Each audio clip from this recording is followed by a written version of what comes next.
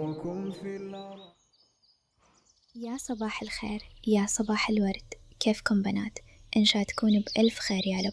وأنتوا عم تشوفوا الفيديو نورتوا قناتي ونورتوا أول فيديو إلي بالقناة. اليوم حبيت أحط لكم روتيني الصباحي والهادئ مع بنتي. فقت الصبح حوالي الساعة 9 ورتبت غرفتي أول شي منشان حس إني بدأت يومي بنشاط، وجهزت لبنتي حليبها، شربتها حليبها وغيرت لها وجبتها على الصالون يلي هو أكثر مكان بنقضي وقتنا فيه.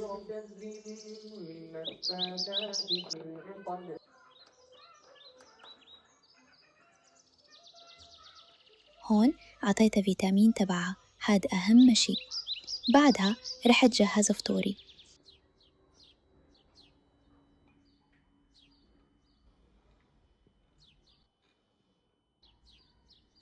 كنت حطيت بيض وخيار وساويت نسكافيه مع حليب اللي مستحيل أستغنى عنها.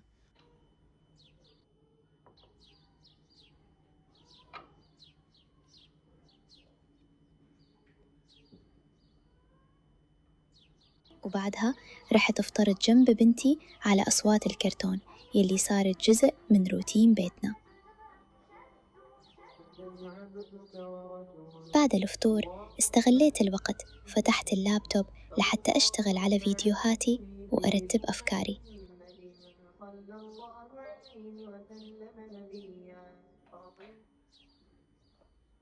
هون صارت الساعة تقريبا 11، رحت جهز لبنتي أكلها. اليوم حضرت لها وجبة مغذية، رح خليكم تشوفوها بالفيديو.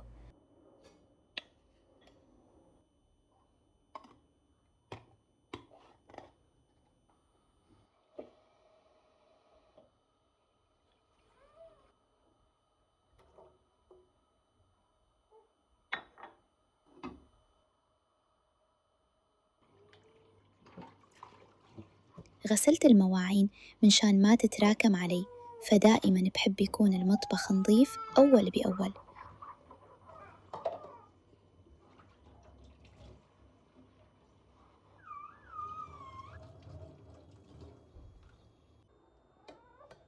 هون كانت بنتي عم تبكي، فجبتها لعندي على المطبخ وما كانت تسكت لحتى يجهز أكلها.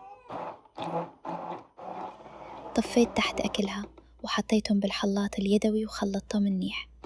قسمت الوجبة نصين، حطيت لها شوي بصحنة والباقي حطيته بعلبة الحفظ لبكرة.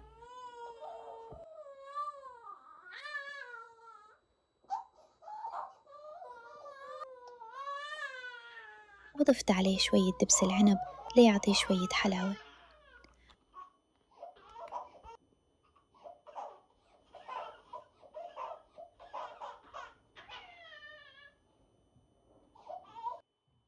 أكلتها وعجبتها الأكلة كتير.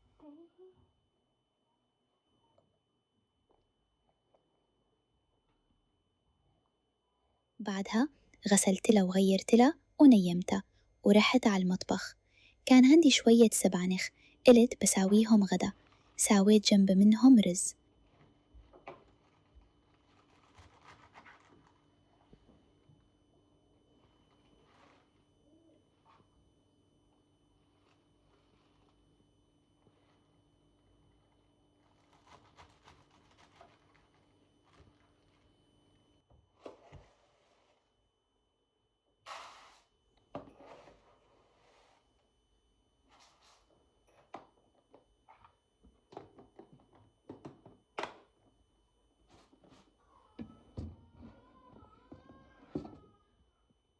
وهيك بكون خلصت شغل المطبخ بكير.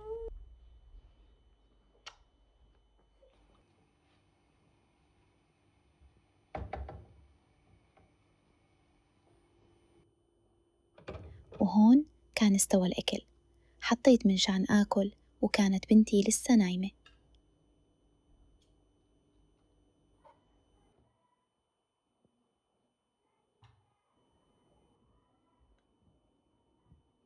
وبعدها إجيت على الصالون، ضبيت ألعاب بنتي وقعدت أتفرج على مسلسلي على رواق.